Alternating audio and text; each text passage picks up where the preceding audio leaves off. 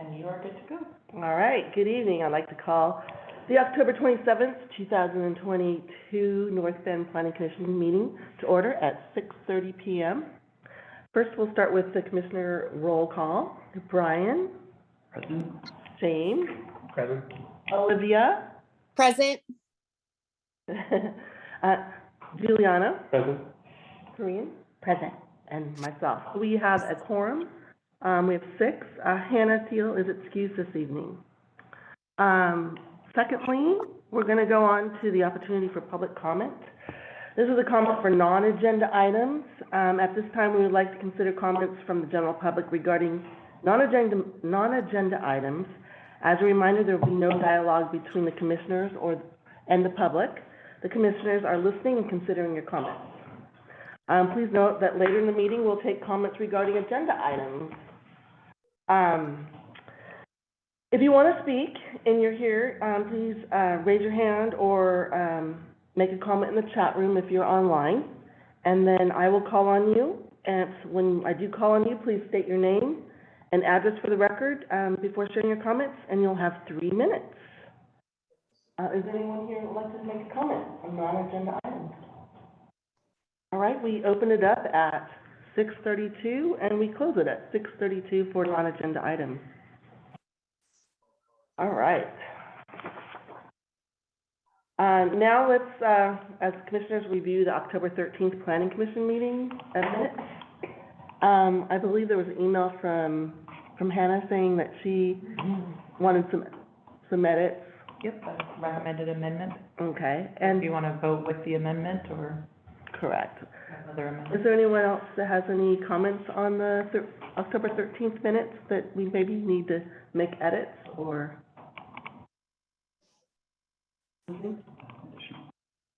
All right, does anyone like to make a motion? Make a motion to approve.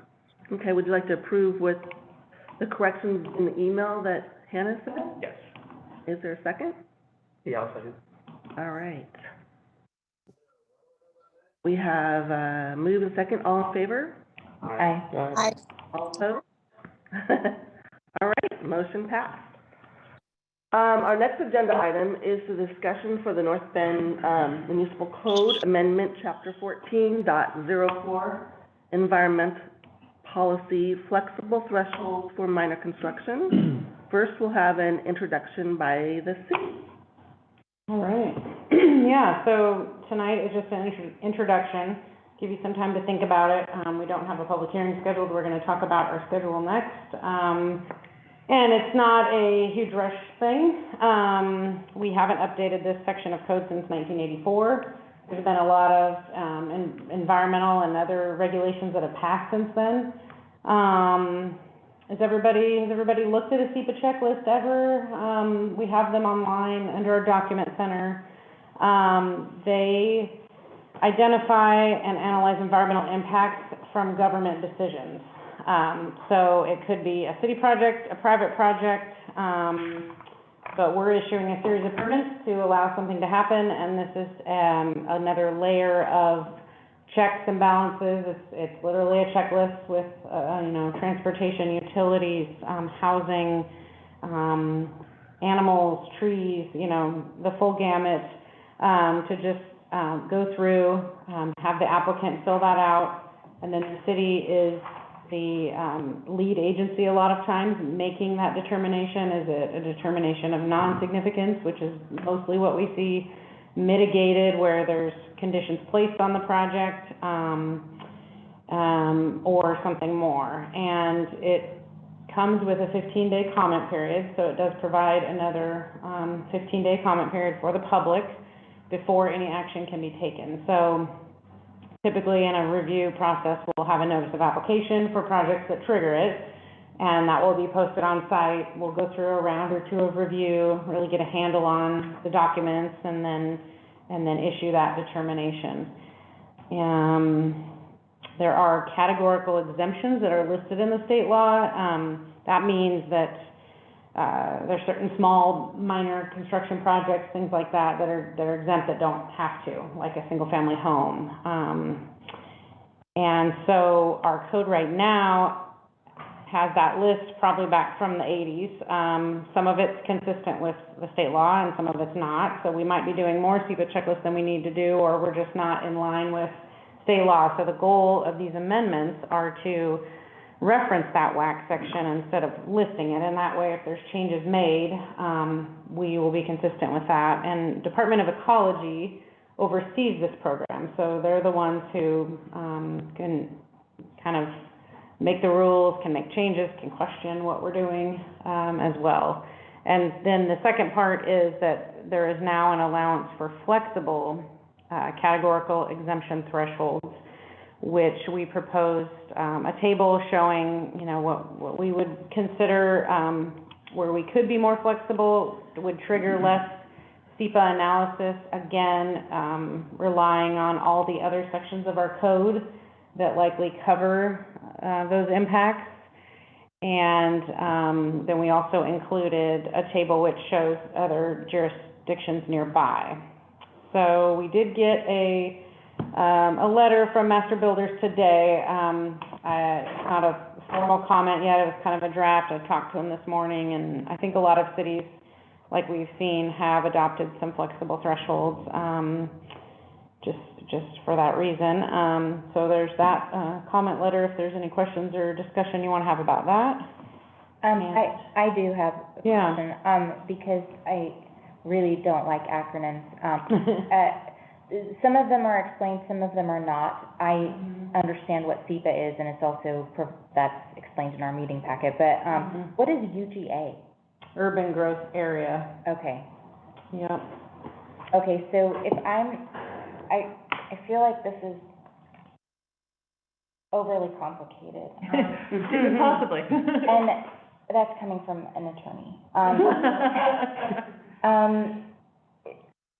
What we're doing is updating our law to match the exemptions in state law, right? That's one, item one. Okay, and then,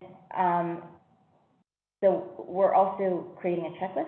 So no, so item one is, instead of listing it in our code, we're just gonna reference the law. Clean it up, get rid of it. That makes sense. Item two, what we're really here to more discuss, I mean, that's part of, that would be, there's not much to discuss on that, that would be when we get the recommendation. The second part is there's another section of law that allows cities to go beyond just the WAC, and it's called flexible thresholds. And the WAC is Washington Administrative. Correct. Yeah. And so that's what we're here to see. One of the reasons we don't have a public hearing schedule is because we wanted to have this discussion to determine what you guys believe those flexible thresholds should be at, so that we can write that code and then advertise it that way. And so, for instance, the current city standard for a single-family home is 4 units. You do not have to do the SEPA checklist if you're building 4 units.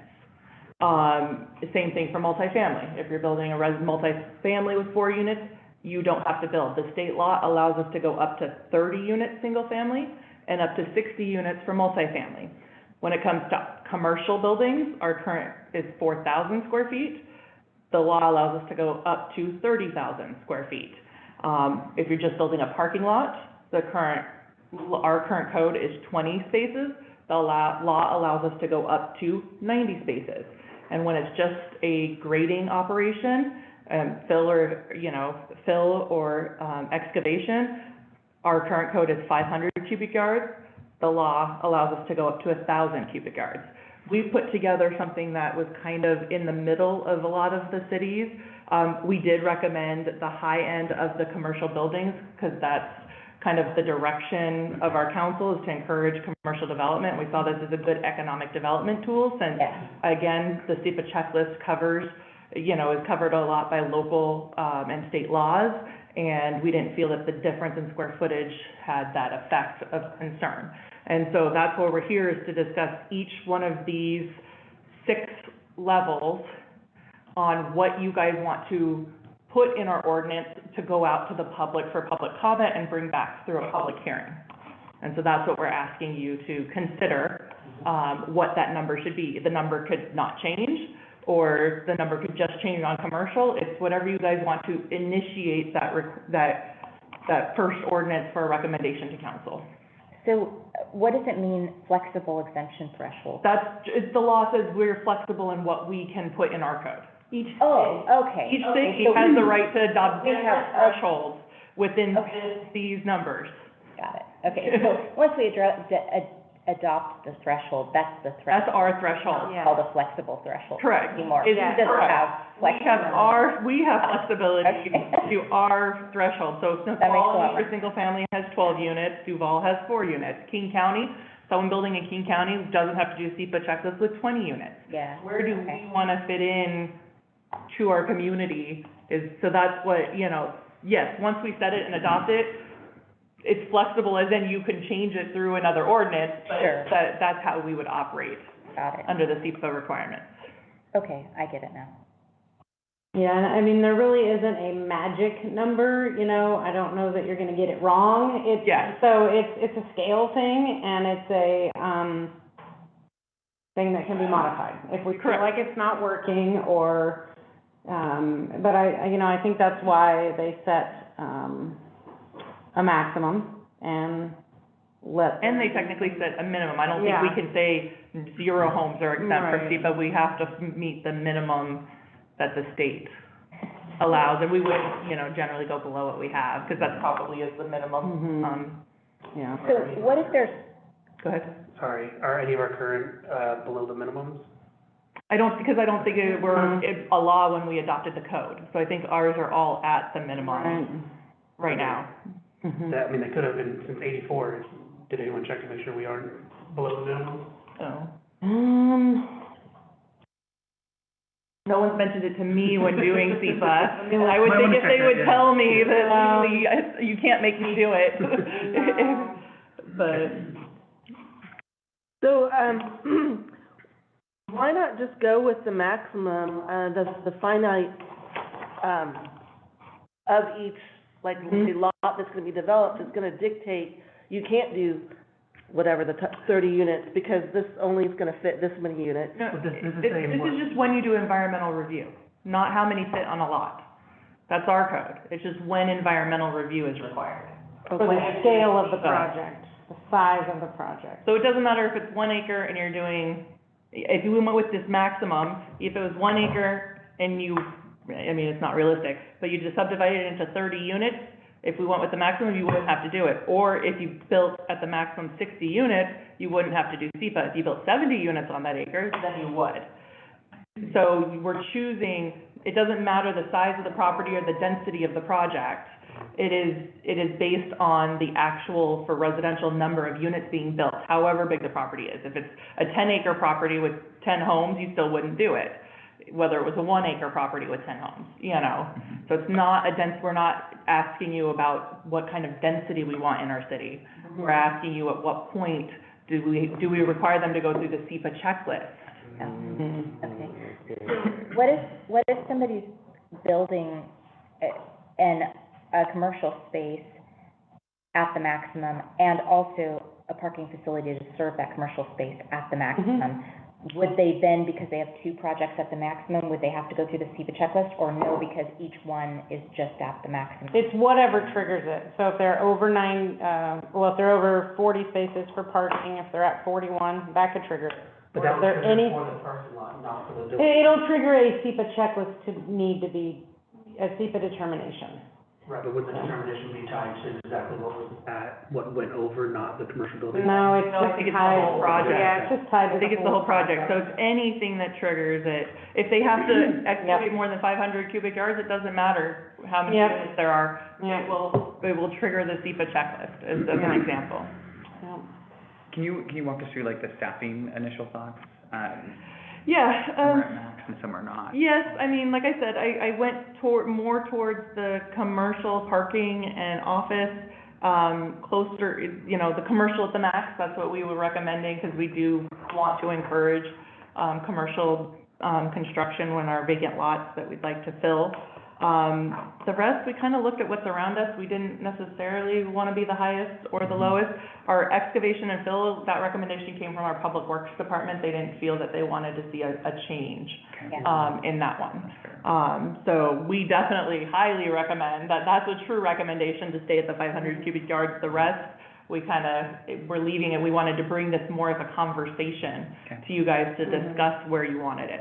I've got the response from Public Works for that fill and excavation, just so you guys have some of the background. They said 1,000 yards is about 100 dump truck loads, so that's 200 trips to and from the site on city streets. They felt like that was a little bit outside of small project territory. And 500 is consistent with King County and Duval. But then they said, well, given, workloads, we could consider something. They said it feels like a lot given the condition of some of our streets, just to not have that extra. SEPA can sometimes address off-site traffic, or transportation issues. So that was for that one. Excavation and fill by itself, Right. there's not a traffic study usually associated with that. When you come to the residential or commercial, it could trigger traffic impact without SEPA. Right. It's under the public. So, yeah, and he gave an example of, 6 John Day Home Foundation excavations, so 6 John Day homes would be about 163 yards each. So a home is 163 yards, I guess. So, yeah, you've got about 4 or 5 homes, 4 homes. So what was the thought with the office, school, commercial being at 30,000? Because it looks like Snoqualmie is at 10 and Duval is at 12 and King County is at 12. 30. Yeah, again, we were trying to We're incentivize. trying to do an incentivize, you guys can change it, that's like good, we put a number in and I guess these properties are zoned for such things too, is what I would say, and, scale is less sensitive. I mean, if you do 20,000 versus a 40,000, I could have to look back at what Tanner Electric's building, the square footage of that is on that site, for example, or Bartell Drugs,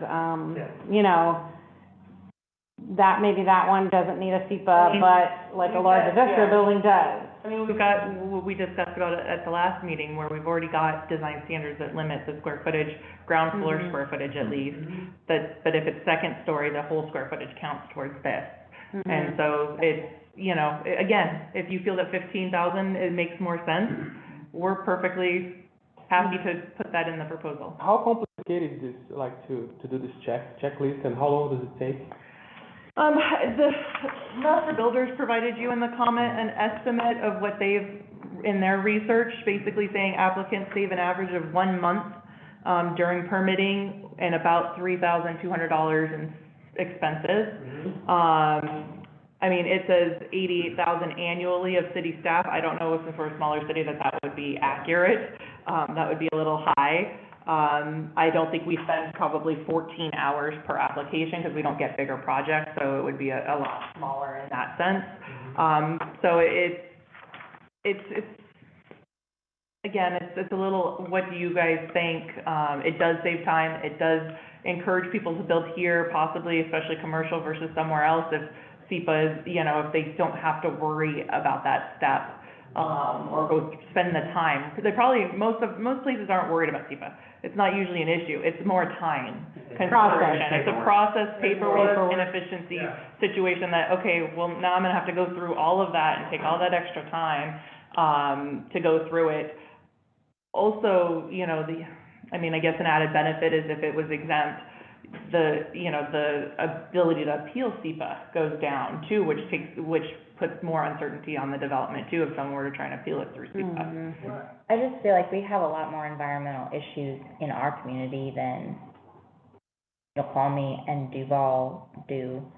So it would seem, if anything, we should be at their level or below. I mean, I understand the desire to, increase economic development in our area. That's a really real concern, but so is the environmental issues. Has anybody contacted the tribe to get their position on this? Well, but thank you for bringing that up.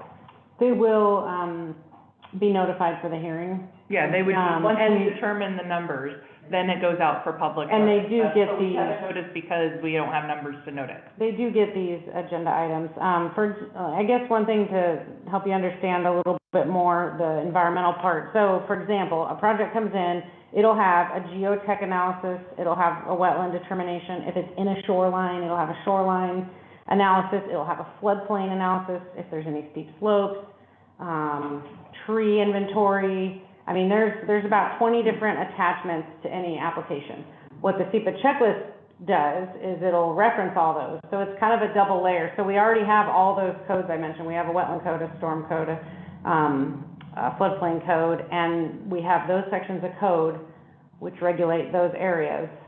And then we have the SEPA checklist. So a lot of times what we're doing on the SEPA determination is we're saying they provided a wetland report, it meets code. They provided a stormwater report, it meets code, or there's some mitigation measures. So the SEPA checklist is just kind of another layer. It's a layer upon. And cultural resources You know. are referenced, you know, especially if it's in a critical area, it's already covered, if it's a critical area.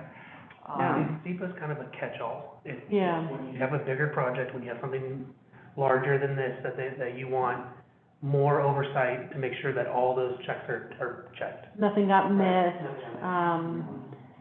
Yeah. So what you're saying It's is, rare to find something that is like, oh my gosh, this came out of SEPA and we didn't predict it, because our code is so thorough.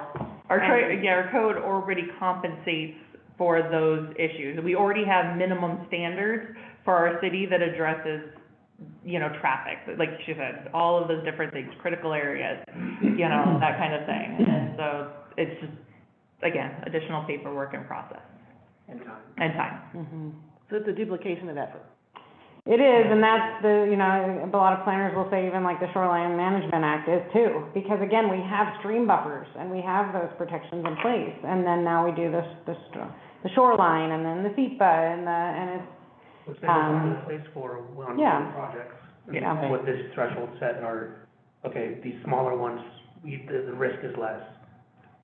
yeah, so it's not, it's time, on larger projects, we will utilize consultants some, and they're already reviewing those disciplines, and then really it's the time of writing the determination. So on a larger project, it could be $8,000, you know, or more, just to write that determination and kind of circulate that, publish it. The benefit is for larger projects, you do get that extra 15 days of public comment. Is there a mechanism for public comment outside of SEPA? That notice of application, Is there, right? yep, if it triggers it, you know, if it's under, if it's under thresholds allowed in zoning, you may not see that. Yeah. Any other questions? I have a question. Yes. The money that we charge or that the applicants pay for the SEPA application, where does that money go? Does the city of North Bend get that money? So we charge based on our hours and based on the exact cost of consultants. So all of our project fees are a direct deposit-based fee. So anytime we document our hours and they pay the city, and that comes with the city. If we needed a consultant on a project, they would bill us and we would bill the applicant, and then the money would come to us to pay that bill. Not a loss in profit, just less time spent by the city on it. Correct, which That was saves my money. next Yeah. question, is would there be a loss in profit? So you're saying No. no. Okay. Correct. Okay, thank you. Would be more efficient with time. And then for one thing about the residential pieces, you know, those are our initial thoughts, the 12 and 20, I think some of us would even be fine a little bit higher. The point being, we don't have a lot of land left that we're gonna see lots of homes going in. We're not gonna see these 100-lot developments anymore. So that's just another thing, is the reality of how much we have left that we're gonna see grow. Unless we annex more land, right? Then we would have bigger properties. Yes, Yes, that's yeah, correct. yeah, our annexation areas, yeah, mostly 2 units per acre zoned right now, or already developed, yeah.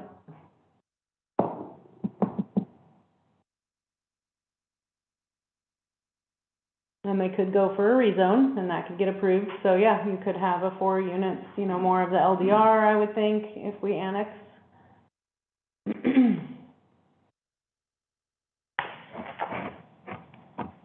I'll put my opinion out there. Well, that- if, before we go to opinions, do we wanna take public comment? And then we can discuss with, after you receive public comment, there's no official public hearing, so you would just, we would just open it for public comment. Okay, at this time, at 6:55 PM, I'll open up to public comment considering, proposed thoughts on, changing these thresholds for environmental. Is there anyone really be interested in speaking? Okay. Ladies before gentlemen. Okay, what's your name? State your name and your address. Deanna Freeman, 402 Merritt Avenue Northeast. And I am just here to listen and learn, but I do appreciate the reach out to the Native Americans of local Snoqualmie tribe, for instance. And I'm very concerned, mostly about water. So that's why I'm here this evening. Thank you. Okay, thank you. And what's your name? Kenneth Nero, 1161 Forester Boulevard, Southwest. I'm just gonna go through a list of questions I have. I mean, what are the, are there any real arguments to raise the thresholds at all? Again, this is just a chance for you to comment. Okay, well, that would be my question for the planning commission. Is there a reason to raise the thresholds at all? I realize that it reduces the requirement for SEPA, but at this juncture, it seems to me like those SEPA protections are important, right? I think that in contrast to encouraging all development and streamlining the regulations, we should be very carefully reviewing and managing development and not changing the regulations. Especially in light of as the young lady mentioned, the water supply situation, right? I'm pretty sure we're at level 2 water restrictions right now. Is that right? Or if we aren't, it'll happen in a week on November 1st. But that suggests to me that there's not a lot of spare water around for development. This topic is gonna come up over and over until you tell me I can't come to these meetings. But if there's not enough water, then we shouldn't be doing developments. And if our building codes are not consistent with the current state requirements, then they should be individually reviewed and revised to be in compliance, rather than trying to seek a threshold exemption. Furthermore, the staff initial thoughts are inconsistent, in my opinion. Single-family residence increases 300% from 4 to 12. Multifamily increases 500% from 4 to 20. Agricultural increases 100% from 10,000 to 20,000. Office, school, and commercial increases by more than 700% from 4,000 to 30,000. Parking spaces, 100%, 20 to 40. And fill doesn't increase at all. I don't get that. All of the trucks you see drive through here are pull-in trailers, and they all carry more than 5 cubic yards. So the argument that it's 200 trucks a year doesn't wash with me. Okay, we have about 30 seconds. I'm done. Okay, thank you. All right, at 6:59, we'll close the public hearing unless there's anybody else online. No, there's no one else. Okay, 6:59, we'll close the public. And then we'll move on to, any more discussion regarding this? Anybody else have any Well, thoughts and questions? Yeah, my question is, so there are two statements in this Master Builders Association letter that seem to me to contradict each other. Okay. And maybe they don't, and I just don't understand them. Okay. That's why I'm asking. It says in the third paragraph, in the middle of the third paragraph, SEPA reviews are costly and require an extensive amount of time in addition to city resources. Okay, I understand what that's saying. But then it goes on to say, most environmental issues that SEPA was intended to address are already mitigated by the local code, state, and federal regulations. So how, We're trying to, but what my question is how can it be so expensive to do a SEPA review if you're already doing all of the SEPA work because you have to by local code, state, and federal regulation? Because then you also have to put it in the checklist in the format of SEPA, you have to put it, and then it becomes costly in terms of time. Then you have a 15-day comment period, it takes time to put it all together, that's, I guess that's what, it's just more paperwork. It's doing the same thing. I mean, we're already covering the environmental issues that SEPA was intended, I guess, originally, I'm guessing, to cover those issues, but now we cover Now those we- issues in law instead. Standards, yes, So it's actually, city or state standards, right, so. county then- standards. when it So comes now to what we're doing is kind of doing it twice. We're like, okay, we're requiring this, but now we're gonna do this extra, like, month-long of making sure we did that, which, Correct.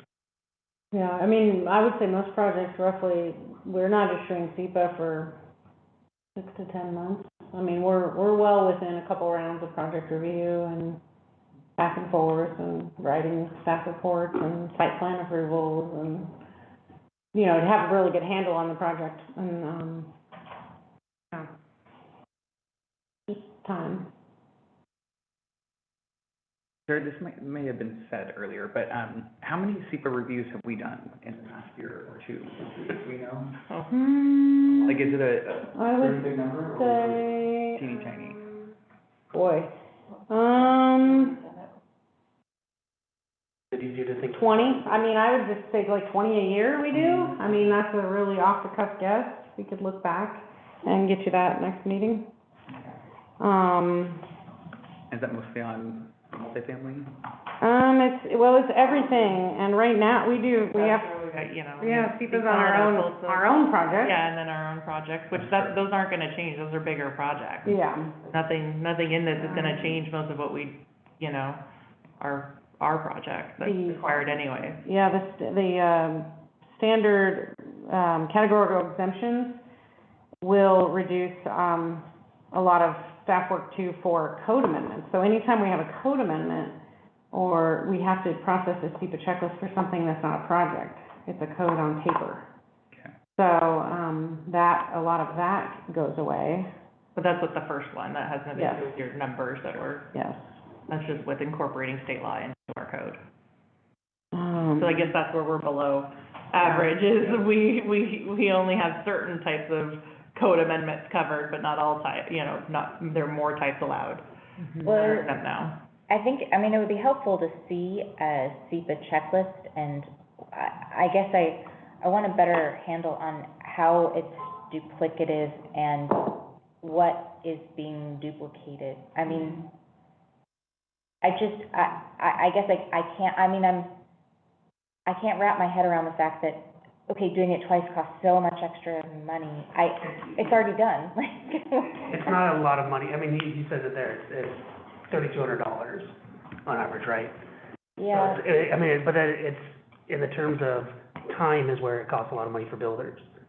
It's a month at least, usually, I think, but, of time where you're just sitting around waiting, because you have to have that public comment period and the time that is, on top of paying their time to do checks of something that they've already checked.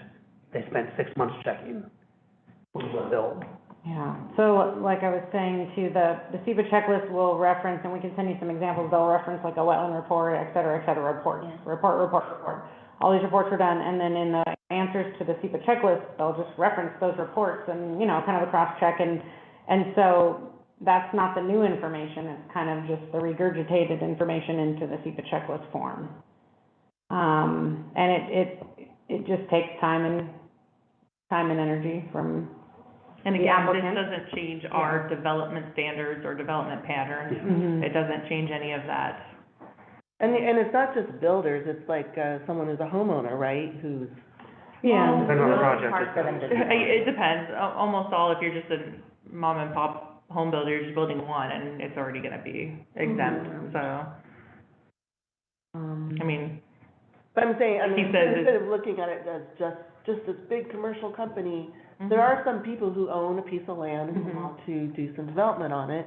oh, yeah, they would be hiring someone to develop their property, and they would have to, Right. yes, all So our they're property owners. watching their numbers. Exactly. A big corporation is to Yes. be like, hey, it's a little bit of money, but for someone who's smaller, $3,200 is a lot of money. That's, that's a loan payment or And whatever. I think that 3,200 might be in reference to a residential, like, you know, you think of like, what if Ignition were to be on a rare piece, raw piece of land?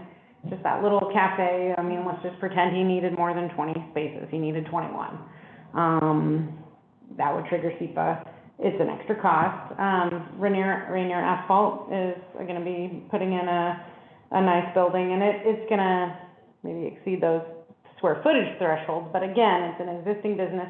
They want to put in a new building, for their existing business. They're going to add parking that's paved. They have stormwater review and all the other reviews, and they're already required to do a SEPA checklist. They've done one. So it's just, those are a couple examples of projects. Terracorum probably did one across the street. I'm sure they did.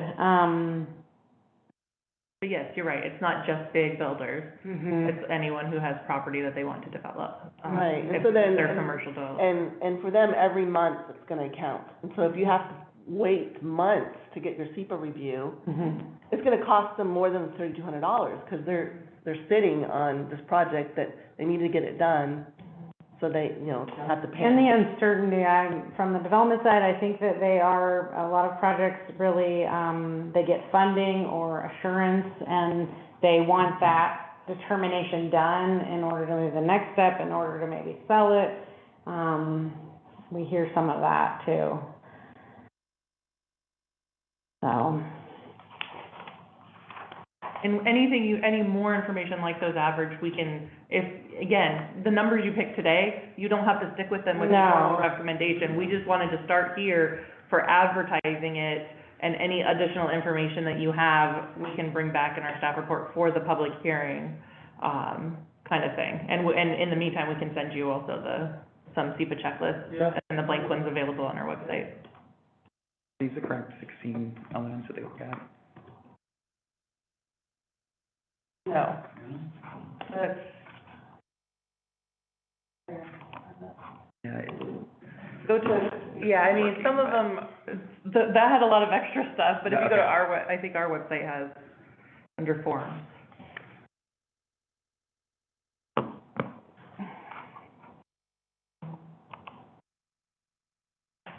SEPA checklist, there.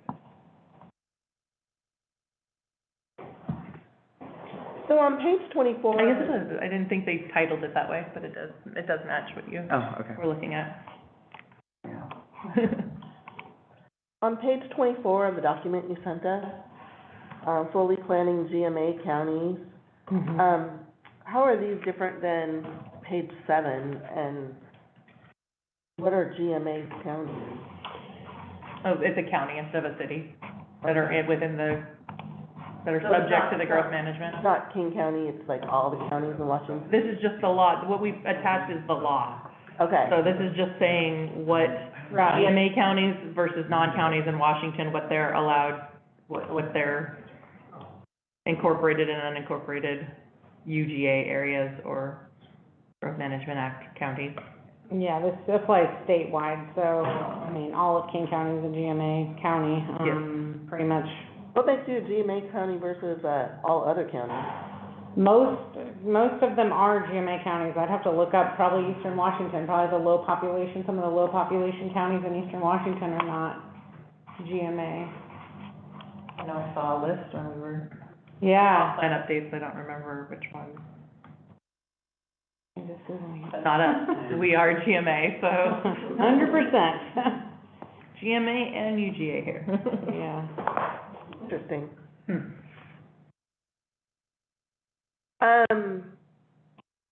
Well, what do you guys think? What if we were just to go with what King County says, and then do some more analysis? Like King County has the 20 units for single family, 60 units for multifamily, Mhm. and, I guess come up with some more questions as a result of that. Mhm. So That's just, you're proposing to be higher than the staff initial thoughts? Yeah, well, I was thinking of matching the King County In And- table 2. in table 2, and And then having, learning a little bit more, because I think we all are kind of like getting used to this idea, and maybe learning a little bit more, coming up with some more questions, and then I guess whittle it if we feel the need at our next meeting. Mm-hmm. What are your thoughts? I think a blend between Snoqualmie and King County is a fair approach. Snoqualmie's higher in population than North Bend. King County is, super expansive. I think it's pretty drastic to just go straight to a county threshold.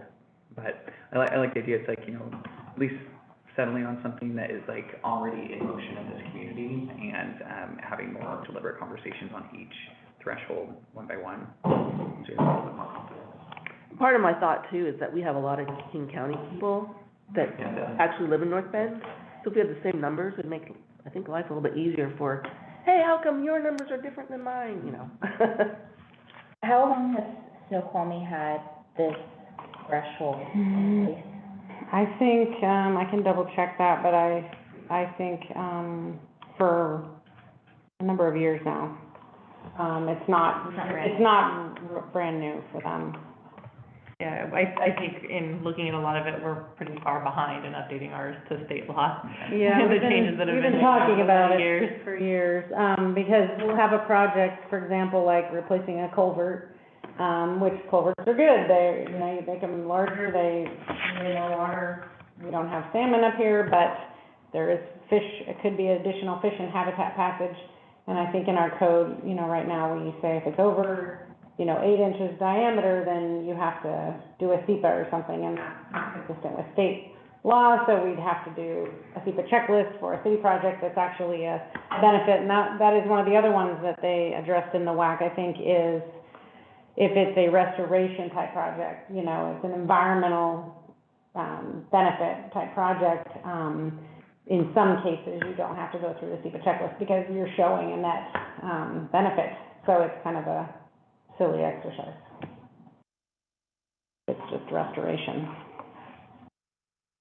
It looks like they updated theirs last in 2017. I don't know exactly which sections, but I see referenced in the environmental policy, an update in 2017. And how long has the law been in place? For the flexible threshold, it is, what's that, I don't think it's new, right? They just changed it recently. flexible threshold is newer, I have to look it up in the WAC. Land use decisions.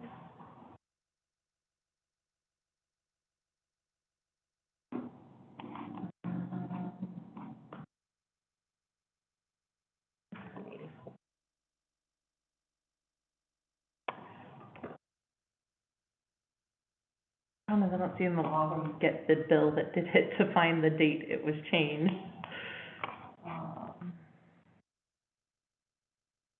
Was there any particular event that triggered this, proposal? This one coming forward? Yeah. It had just been on our minds for a while. Like I said, there's little things that come up that we're like, oh, if we were consistent with the state, WAC, it would be different. I had a conference last year, I did, run into some staff at Lake and other cities that have done it, and I talked to them, I said, what do you think? And they said, it's really nice. Like, we're not seeing any difference on some of these projects if we do a SEPA or we don't. Like, it's not doing anything beneficial.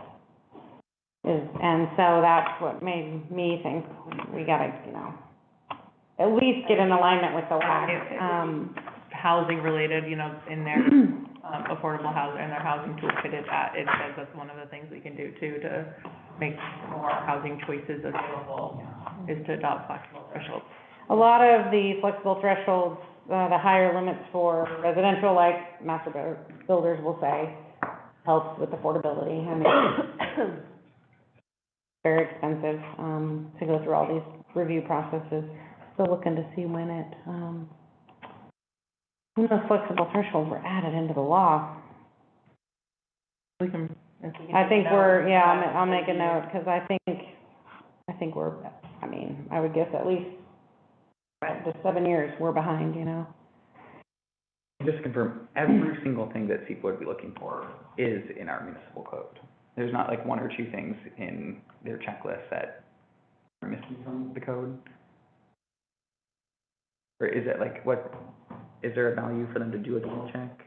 I'm seeing I mean, we can probably do something with, when we come back and do a little bit of a, take the SEPA checklist and reference our code kind of thing. So I did that, yeah, when, so I did that in exhibit, was that C?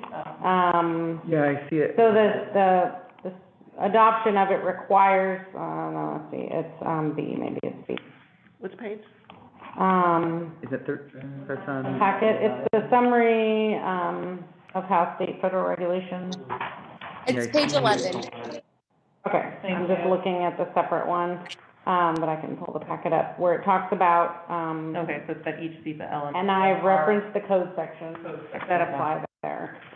So you could take some time looking through that. This is a requirement if you adopt, flexible thresholds, do you have it addressed somewhere else? So that you're not missing something. So we can assume that anything that says like chapter 18.10.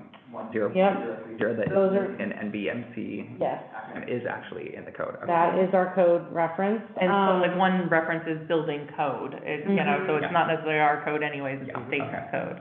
Okay. Yep. I mean, we adopt it, so it's our code too, but. So yeah, so here's your chart. Yep. Okay. mhm.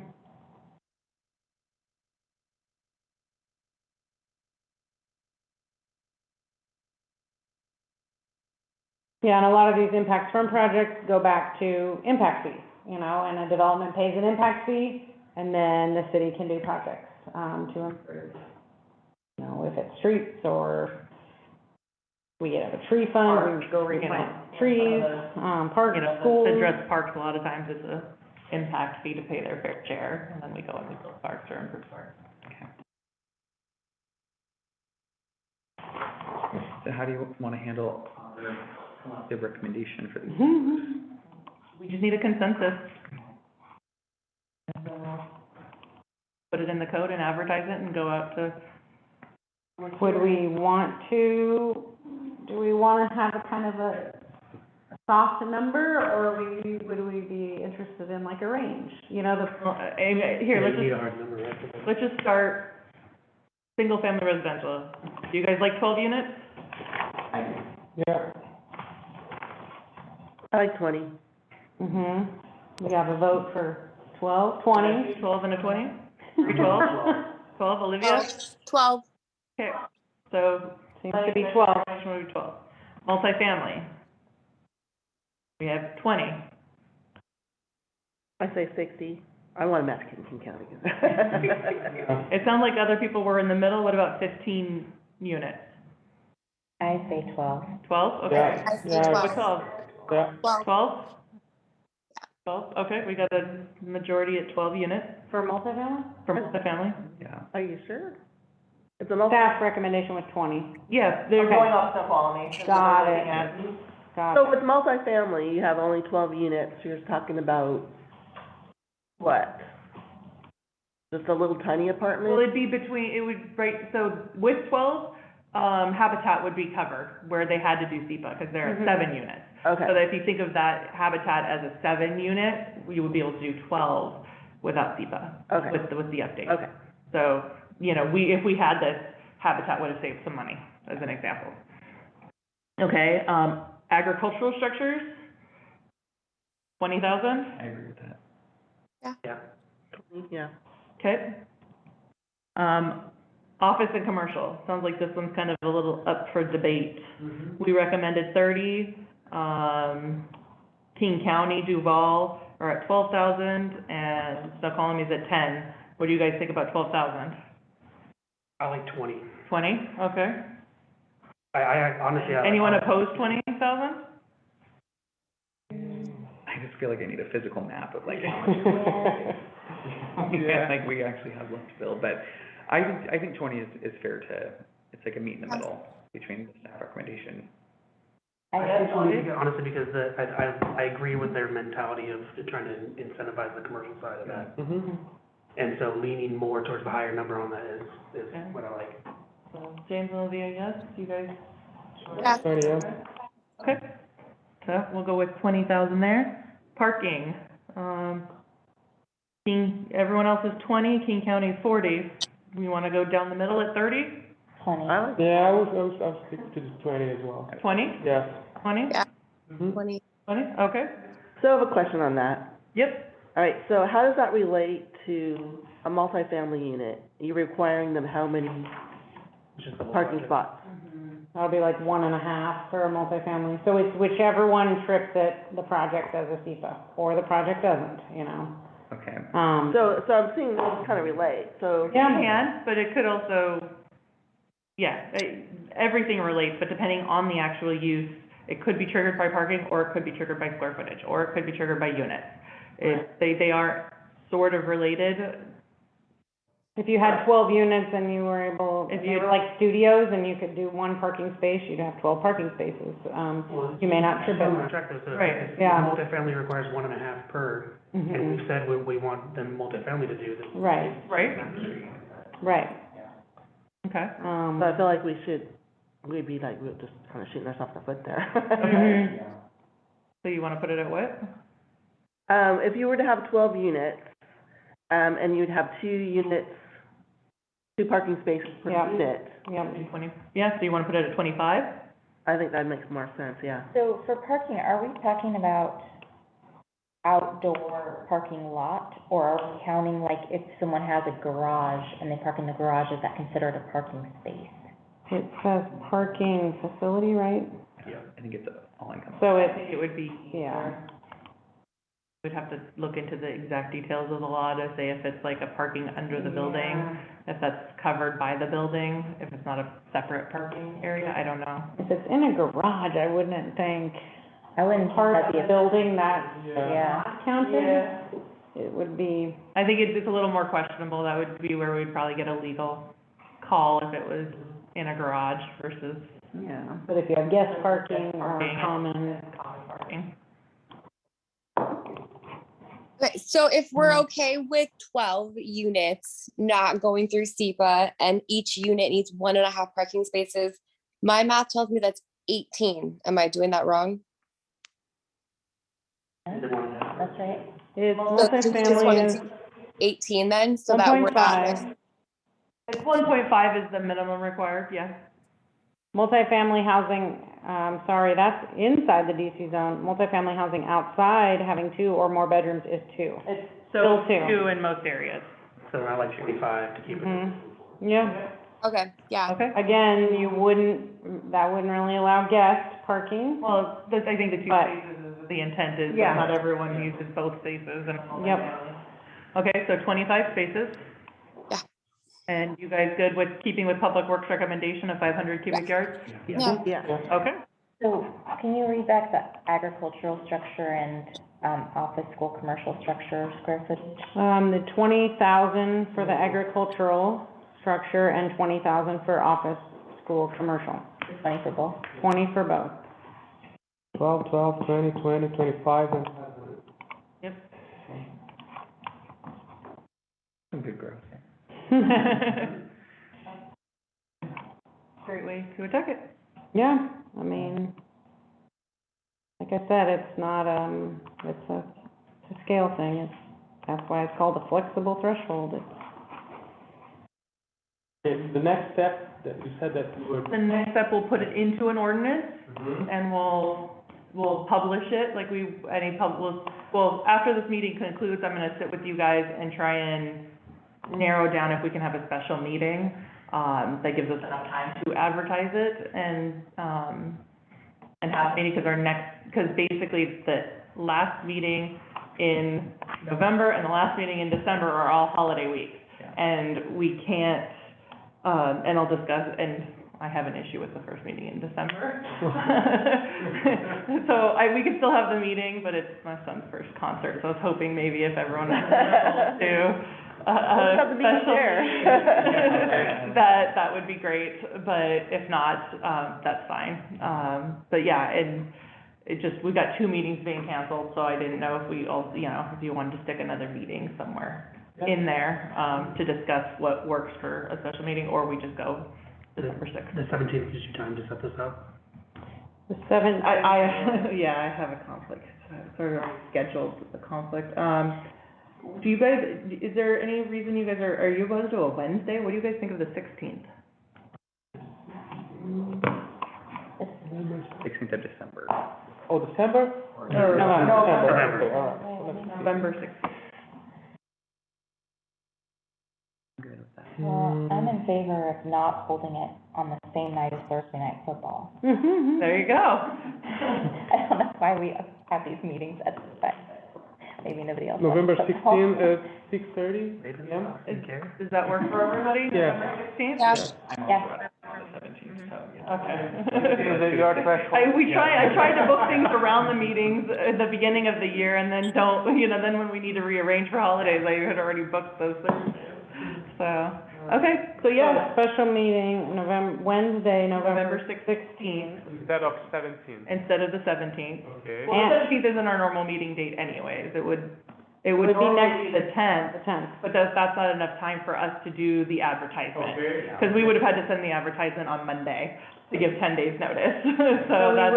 We will cancel November tenth because Okay. we don't have anything Well- pressing or, right? Yeah, I usually wait Yeah. one more week in case something comes up that doesn't need noticing, Okay. and then cancel it the week before, but I'm expecting to cancel because this is the only item we have coming through you guys right now. Okay, so our next meeting will be on the 16th? That is the expectation. And that'll be a hearing for But this we have not topic. officially canceled the 10th yet. Okay. But the 24th. But the 24th will definitely be canceled. It is Thanksgiving. What about in December? Can we have, Yeah.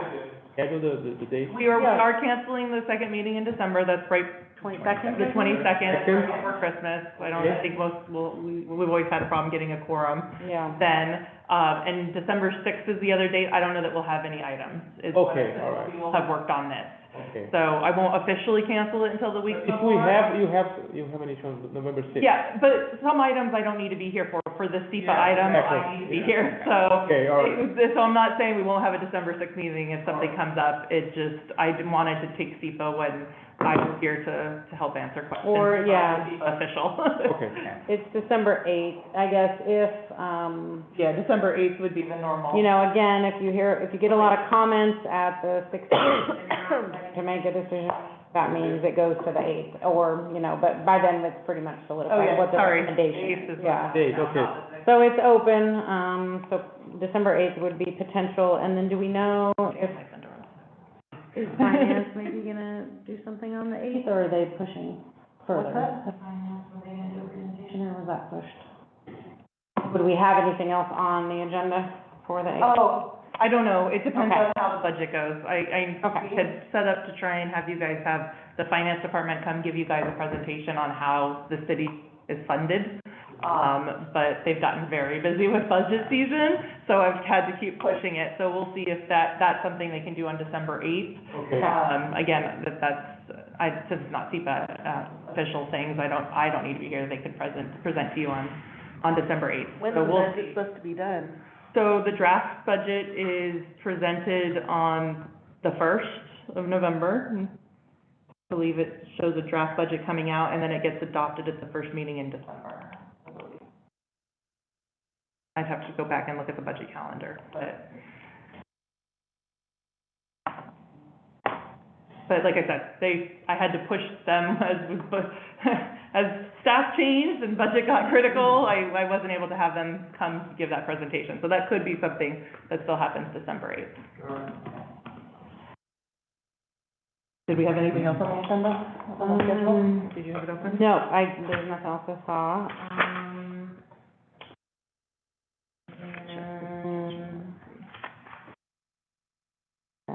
So do we need to make a recommendation formally? No, because there's no recommendation. We're gonna put it in an ordinance, then you have the public hearing, hear from the public, if you get any other comments and written, then you make a formal recommendation to council. We just didn't want, again, we didn't feel it was our place to make up numbers, ahead of time of having this discussion with you guys.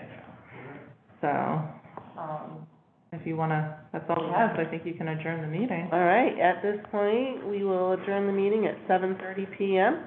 Thank you everyone for coming. Thank you. Thank you.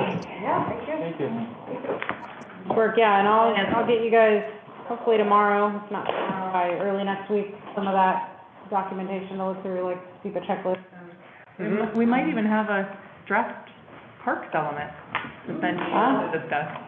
It's been going through, or it still goes through them because it's our comp plan, right?